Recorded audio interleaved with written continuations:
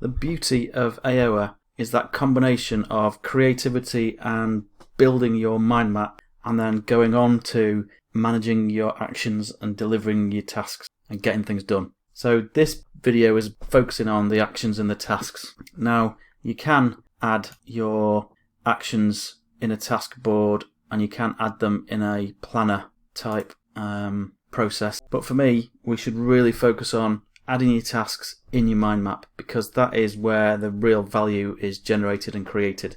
So let's do that. Just keep in mind that you can add tasks elsewhere in the system, but for me this is where they really should be added and where the most value is. So we've done in a previous video how to mind map. So here is just, let's focus on a task. So let's say we're going to add a task to this. So let's add a task then. So we'll go to how on this example, this particular idea on this branch, and we're going to click on the I button, and that brings up all the options, but tasks is what we're interested in. So we're going to type in a task, and we are going to allocate this one not to me but to somebody else in the team, and then we're going to add task. So that's a task added, but we want some more details adding to that task. So if we click on it there, we could add an image if we wanted to. We could add a status, but we'll leave that until we've actually done some work on it.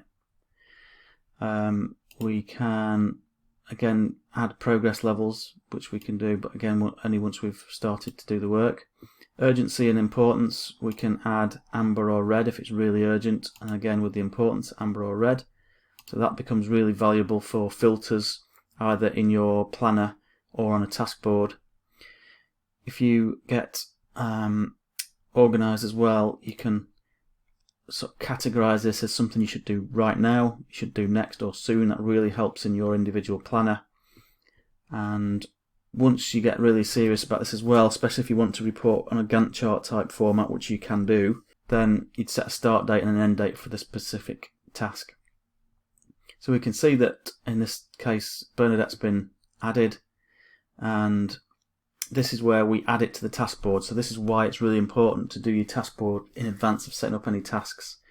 So we could say project X is where this is going to go on that task board. And here's a good reminder that when you are setting up that task board, add the people that you're going to want to work in that task board to that task board before you start adding your task, which we're not going to do in this example, but it's easy enough to do in the task board. So you can see that you'd add a task board in there, which is important. You can also add a category which is linked to that task board. That is the mind map that this is linked to. So you can see how that's done. You can also add a tag, which again is useful for searching and filtering later on. So that is it really for tasks. You can add a task in multiple locations, but I wanted to do it from mind map because I think that's the most important location to build your tasks from.